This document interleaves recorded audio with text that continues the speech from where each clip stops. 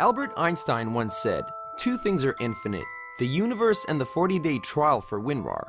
I'm not sure about the universe."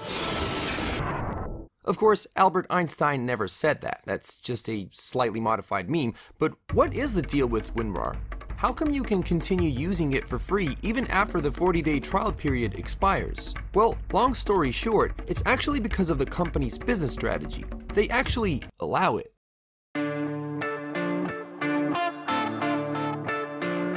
In 1993, the world was introduced to Rashal Archive, or RAR, a proprietary archive file format that supports data compression, error recovery, and file spanning. It was developed by Russian software engineer Evgeny Lazarevich Rashal, but the copyright for the file format is held by his brother Alexander.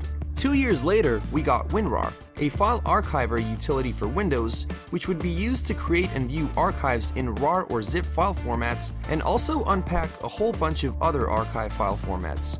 WinRAR is distributed as a try before you buy software, which should mean that you can use it for free during a defined period of time, and then make a decision on whether you would like to keep it or not. If you would like to continue using it, according to the terms of use, you have to purchase a license. But if you ever use this software, and chances are you probably have, you know that you can continue using it after the trial period, despite the fact that you didn't purchase a license. And all the functionalities that were there when you just installed it will still work.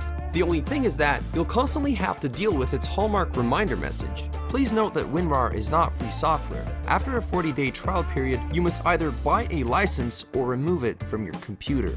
Now, if I guess that the majority of the people watching this video never purchased that license, I'm pretty sure I won't be far off. Home users rarely do, and if you're feeling guilty about it, don't be so hard on yourself because the company knows that you're using their software for free, and as it turns out, they actually allow it.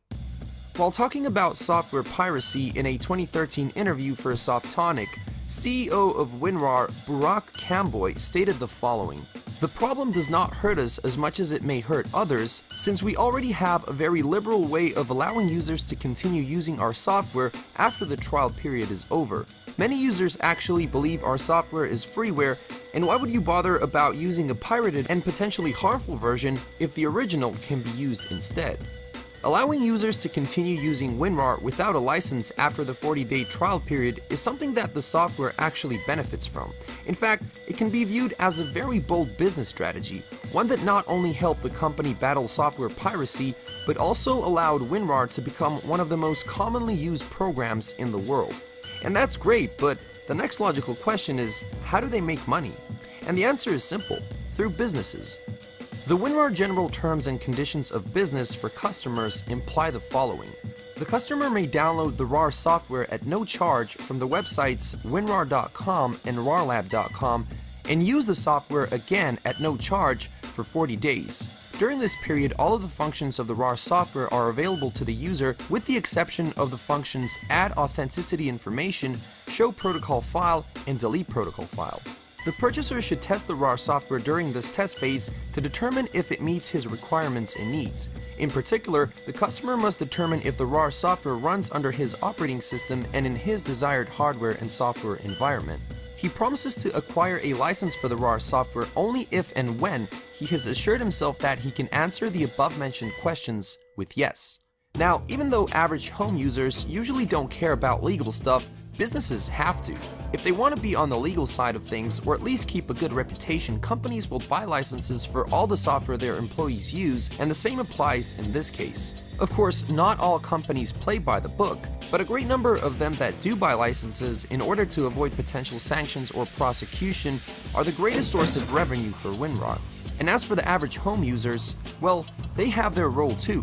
I like how one Reddit user put it: "Those users still help in small but important ways by keeping the software in use, keeping download counters high, leaving ratings and reviews, keeping the name out there and recognized."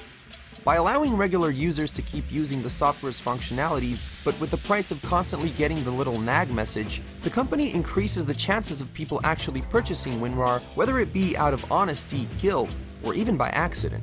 Getting users to buy fully featured programs is not that easy. According to industry research firm SoftLetter, 66% of online companies surveyed had free trial to paying customer conversion rates of only 25% or less, but in the case of WinRAR, it would appear that they simply want their software to be out there. So much that in 2015, they officially released a completely free-to-use personal edition for China. It's also worth noting that WinRAR has an Android app. It is free, but it can accumulate revenue through ads. And in case you're wondering, no, that version actually doesn't have the little nag message.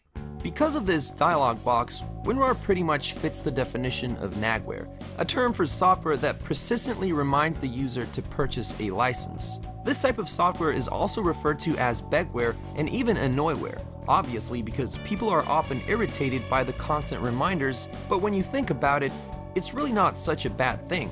At least not in the case of WinRAR. The developers could easily prevent you from using the software after the 40-day trial period ends, but they don't. Sure, it is a way of keeping users from switching to free alternatives like 7-zip, but still, in my humble opinion, that's a pretty cool move. But that would be all for this time. If you enjoyed the video, please leave a like and maybe even share the video with your friends.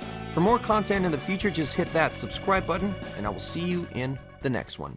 Thanks for watching, and as always, stay strong.